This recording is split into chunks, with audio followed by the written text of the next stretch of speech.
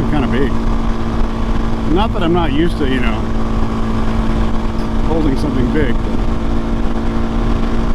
that's what she said.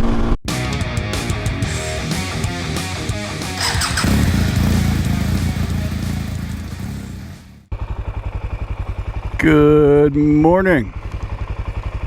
We are about to commute and go over those mountains, but thought we'd stop and look at the DRZ/KLX400. She's looking good this morning. A little dirty, but it'll do.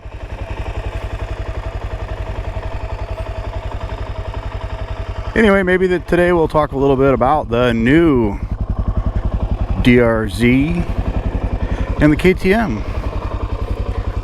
I've yet to ride a KTM 390, but hey, maybe it'll happen. I don't know.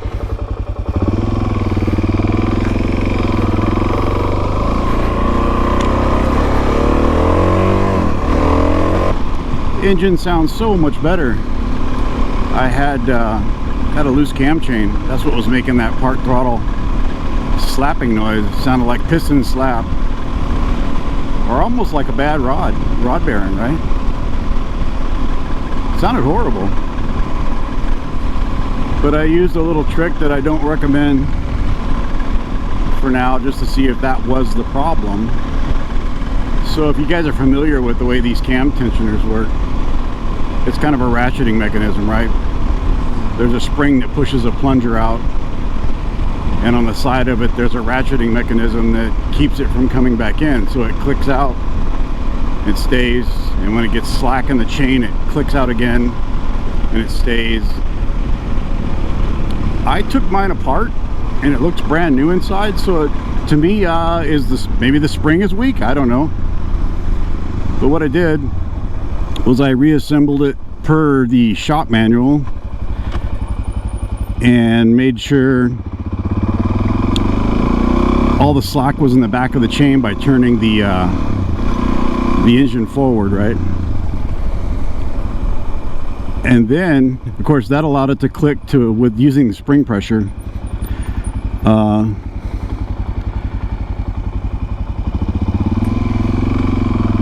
And then the noise was still there. So what you can do at that point, like I said, not really recommend it because you can over tighten if you go too far, is I loosened the inside bolt that holds this cam tensioner to the head cylinder, backed it out about 4 turns, and then I slowly backed out the one that's, you know, more easily accessible on the outside, and I kept my left hand on the cam tensioner while I backed out with the right hand. It's an Allen screw, until I felt the click. So what that did was it allowed the body to move away from the cylinder head and the plunger actually to click, right? One more click. And I had to back that screw out maybe a 1/16 of an inch. What is that, 2 millimeters for you metric guys? I don't know, whatever it is, I can put it up here. And then I felt it click, right? You can hear it and you can feel it. And then I tightened everything back up, and voila, noise gone. So I might invest in a manual cam chain tensioner. Like, man, the motor's dead silent now. It's freaking awesome. Like right here with this part throttle just cruising along at, you know, 45, 50 miles an hour, not really giving it gas or letting off. It was clattering like crazy. But as you can hear, let me get you down here.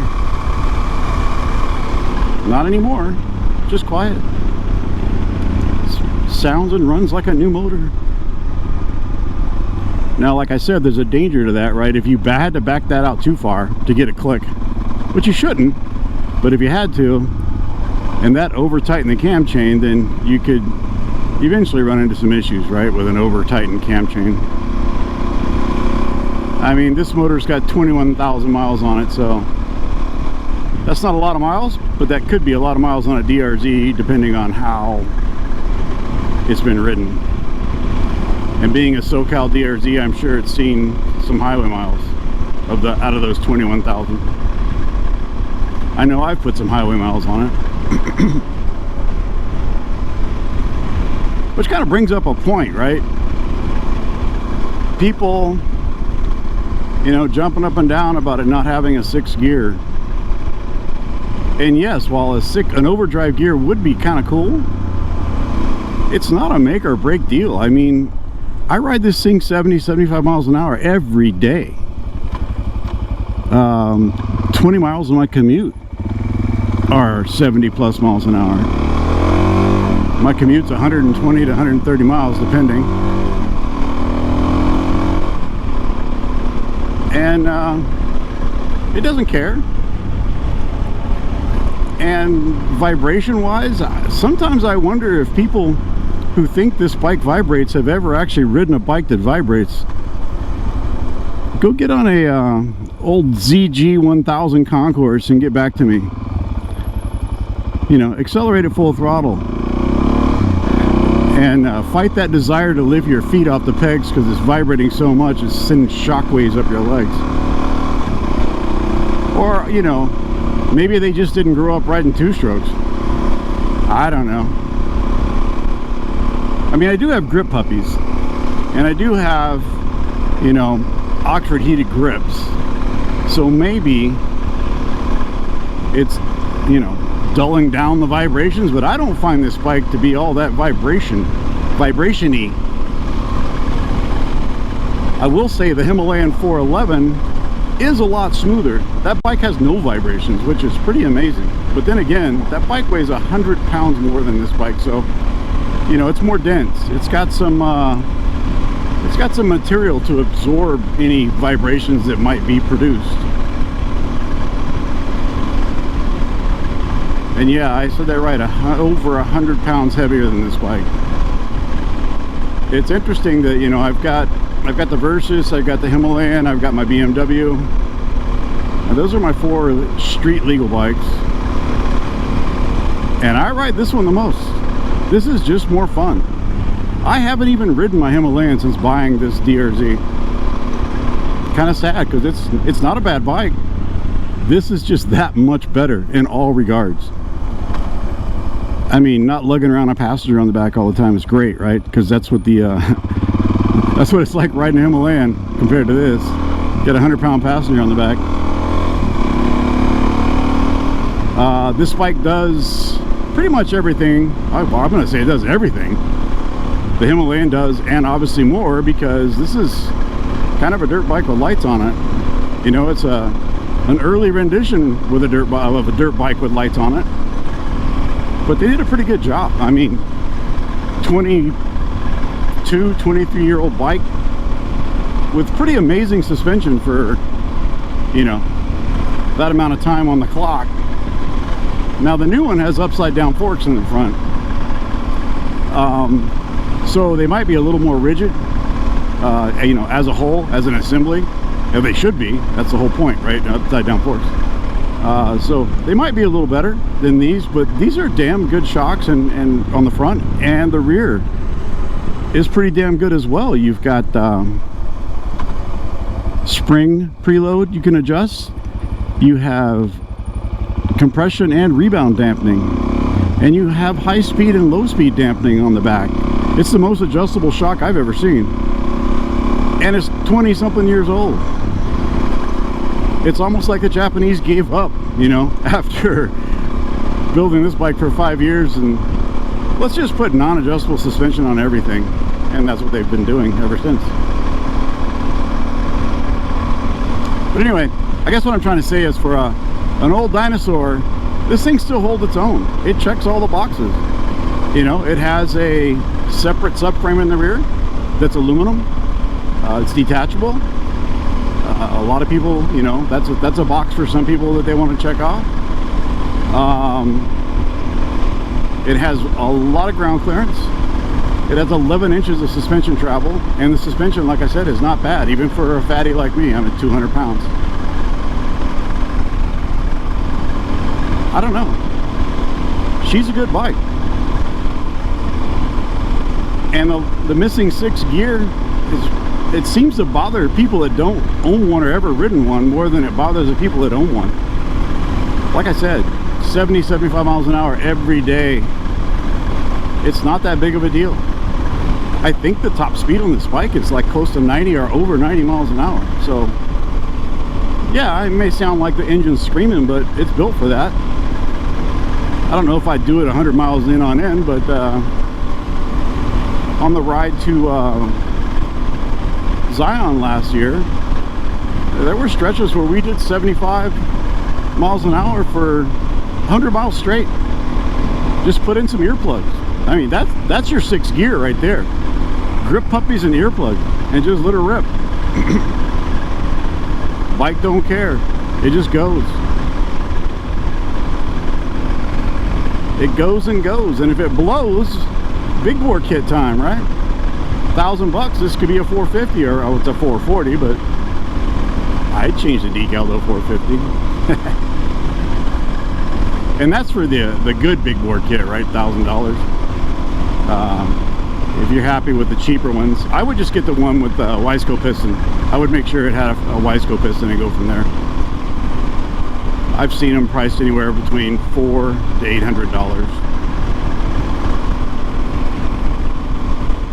So yeah, I mean, if this one ever gives up the ghost, that's where I'm going. She does blow a little bit of smoke now and then, especially if I ride the pee out of it. So could need some valve guides, valve seals, or maybe the piston rings are finally starting to you know, go beyond break-in, right? Beyond break-in. But yeah, there's you've got a lot of YouTubers out there, Dork and Ian. They've got the KTM 390. It looks good. I like it. I like both versions, right? I like the Enduro R and the Adventure R. It's basically this bike with a 6th gear, although it's a little heavier than this bike. I don't know why. It doesn't need to be. In fact, I can't believe it's heavier than this bike, which is kind of crazy. You know, why is the Enduro R 365 pounds and this one's 319? That makes absolutely no sense. But here we are. So yeah, for a KTM, she's a little chubby.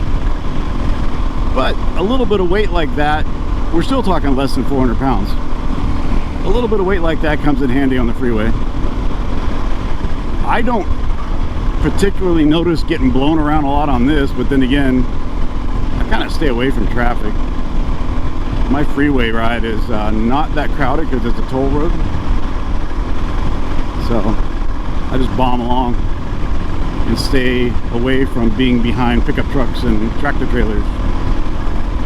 But yeah, the KTM's looking good. I mean, all you guys, I'm sure, have researched the specs by now. It's funny, the one that sticks out in my mind was that weight, 365 pounds fuel. I'm like, whoa, what? Oh well, still not bad. It's still 15 pounds lighter than my Versys 300. Which, you know, is also a street bike pretending to be a dirt bike. Although I think the KTM does a better job at pretending to be a dirt bike. The new one anyway. And people who've been riding that 390 motor for years now say it's darn near bulletproof, so cool. Maybe that'll be the bike that saves KTM. I'd probably buy one, but I got my quote yesterday, out the door price, from the local KTM dealer, and they want $7,700. That's 50% of the bike's MSRP tacked on to the price. I'm like, nah, F that. My DRZ bike is a better bike anyway. And why is it better? Because I own it.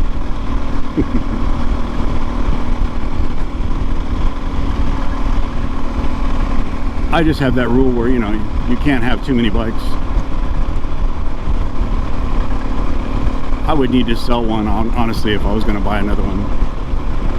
I've got, like I said, I don't ride the I haven't ridden the Himalayan since I put this guy together. And I hardly ever ride the Versys 300 anymore either. I wouldn't mind selling both of those, actually. Next week we take the ice bears to the DMV to get the registration taken care of. We'll have two little bikes we can throw in the back of the truck for camping. It'd be kind of fun. The old CT70 is the first bike I ever rode by myself. on my own, being in complete control. So that was the reason for buying them. I just thought it was cool to be able to buy. I was gonna buy a Dax, but out the door price on a Dax was $5,300 locally, and I'm like, no, again, F that. I'm starting to hate dealerships. I really am. I understand they have to make a living, but I don't know what this deal is with 30 to 40 to 50% additional fees tacked on. They could fucking eat it as far as I care. I'll just buy used or find better ways. Dax out the door was $5,200, and I bought 2 Ice Bears for $3,000. And yeah, the Hondas might be a little better, but since I'm a mechanic, that really has nothing to do with anything. What is better anyway, right? A lot of times better is in your mind. It really is.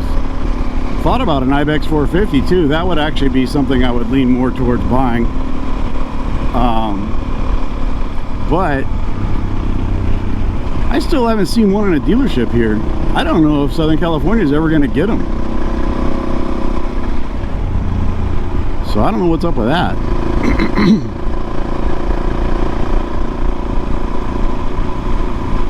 There's always the Himalayan 450, but I'm really not, honestly not into that at all. I kind of like my little 411 as kind of a boutique bike. You ride it around, look at my old retro bike, it's cool, huh? And it is fun to ride, and it is a good bike, but I don't need another Royal Enfield. They're just not on par with Japanese bikes, not even halfway. So having one is enough. And I'm sure the new one is better in almost every regard, but yeah, I'm over that. I do like the 650. Sweet bike. Love how this motor now just purrs along. No more clickety-clackety rod knocking noises. Now if my cam chain explodes and blows in half here on this ride, then that'll be an adventure, right? And good for YouTube content.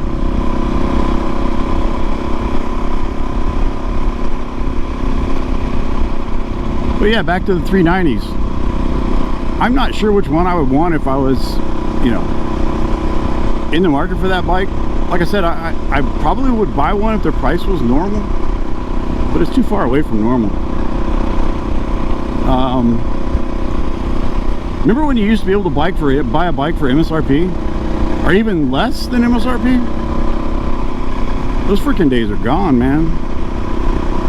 There is no wheeling and dealing. There's here, accept my $3,000 in fees or get out of my shop is basically the message that California dealerships give everyone. Oh yeah, here's a KTM Enduro R, $5,500. Our price, $8,000. Woohoo! Such a deal.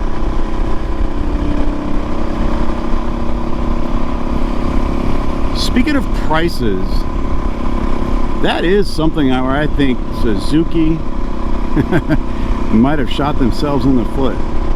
Is the bike worth $9,000, you know, in the marketplace against its competition?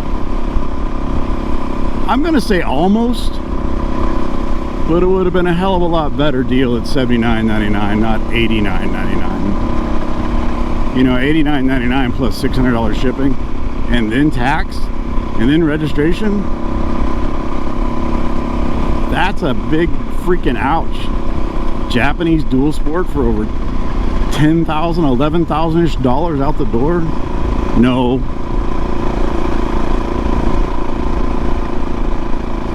But it's all in what you can afford to pay, I guess. That's nothing to some people, and it's a lot of money to other people. We'll see how they sell. I'm sure they'll sell fine.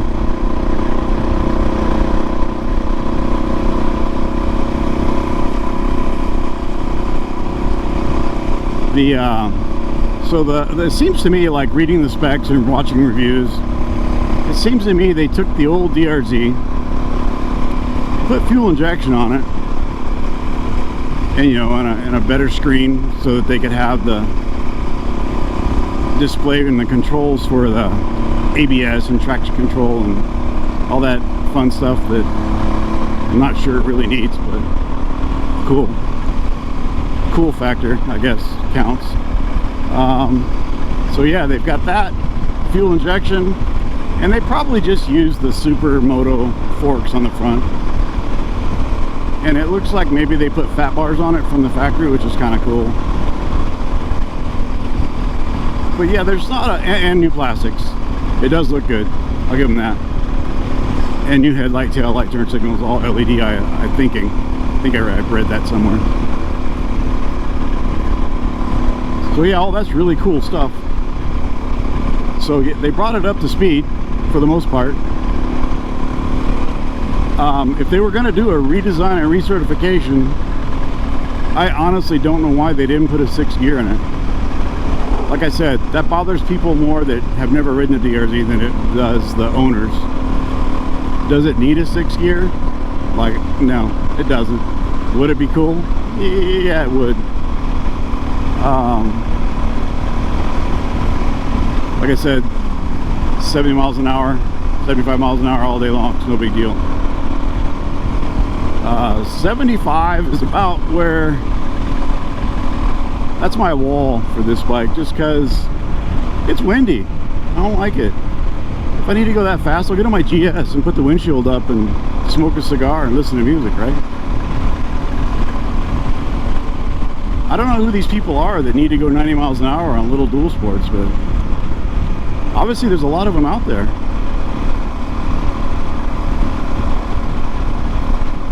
Because, you know, you gotta have 55 horsepower and a 6th gear, or you're doing it wrong. But yeah, back to the DRZ4S. It seemed like those are the things that they changed. In the first press releases, it looked like they changed a couple of the gears in the transmission. Thought it opened the ratio up a little bit, right? That kind of would have been cool, right? To maybe make 5th an overdrive, because that's what you probably need more than anything. The on the trails, 1st, 2nd, and 3rd, I don't know about you, but those 3 gears are plenty off-road. Maybe it's just the stuff I ride in. I don't see popping it into 4th gear and letting it rip off-road, but you know, a lot of people do, especially going across the desert. But that's not me. 1st, 2nd, 3rd is pretty much all I use off-road. Occasionally 4th, if you hit a gravel road, right?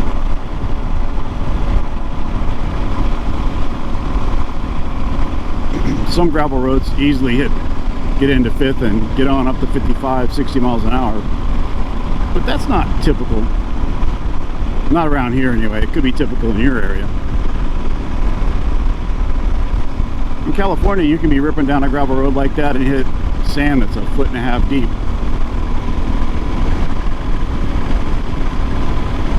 So that's always something to think about, because sand is awesome. So, mentioned the Himalayan earlier. I think I might dig it out and maybe ride it to work a couple times next week.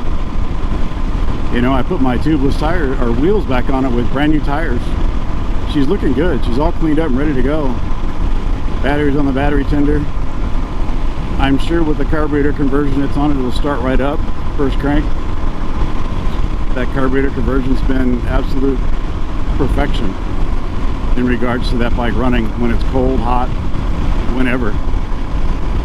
It has more pull too throughout the entire throttle range. Don't know why that is. Maybe because it's not lean anymore.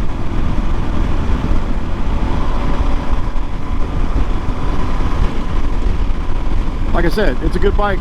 It's fun to ride. It's a joy to ride. It's smooth. It's gutless. But she's a good one.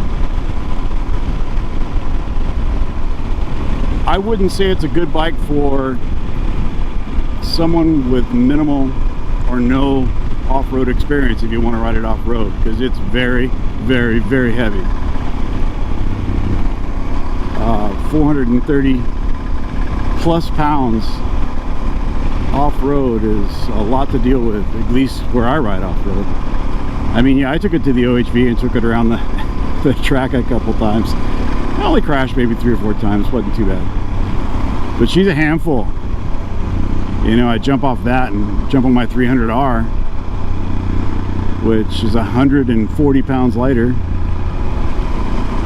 And it's just amazing the difference. Or even this. Kind of hard to manhandle 430 plus pounds off-road.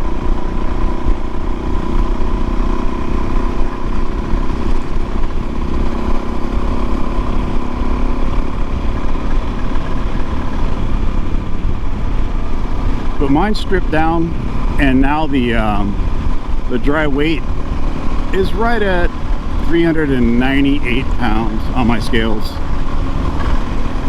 So yeah, I removed 30 pounds of junk off of it. That consisted of the steel wheels, the factory exhaust, and all those racks that are on it. The pannier racks, the rear rack, the engine racks, or the gas tank racks in the front, and all the bracketry that holds the headlight on.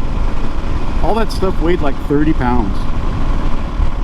Kind of crazy. A lot of weight savings to be had right there. But Royal Enfield insists on using steel, mild steel at that. My commute, especially when there's no traffic, is so nice. I like riding through the mountains here. And yeah, there is a way I can do the commute completely off-road. You ride along these mountain ridges. It's kind of fun, but it takes all day. Y'all that spend a lot of time off-road know how long it would take to ride 60 miles off-road in the mountains. I wouldn't get home till midnight probably. I wonder what the horsepower is on this guy with an aftermarket exhaust, JD jet kit, and extra holes in the airbox. It sure feels a lot peppier than it did when it was stock.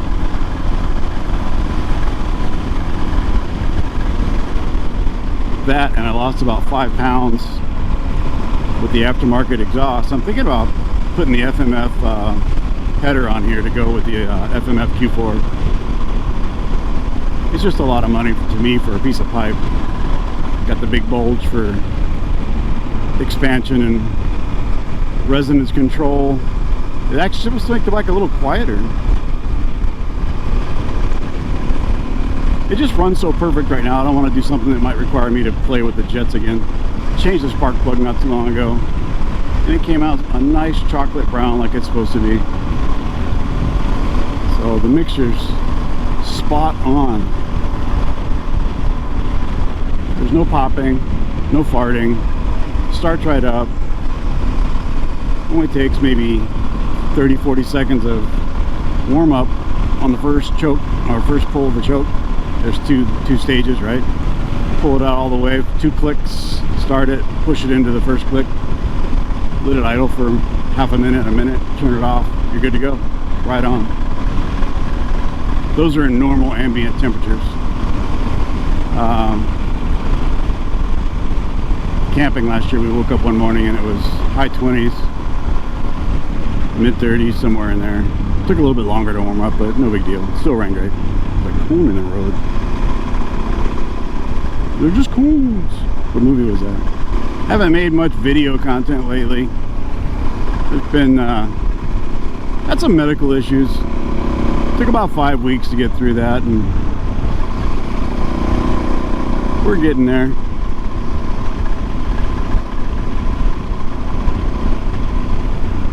Had a really bad sinus infection, but felt like I had it since COVID. But anyway, MRIs and CT scans showed it was pretty bad, and it was somehow starting to release toxins. I don't know. I'm not a doctor. I play one on TV, but and they put me on some steroids and some antibiotics, and those antibiotics killed the sinus infection and proceeded to kill everything in my gut, good and bad bacteria or whatever. And so now my stomach was upside down and backwards and really kicking my butt. Got dehydrated, ended up in the ER with IV bags and more antibiotics, a different type. But got that taken care of and feeling pretty good.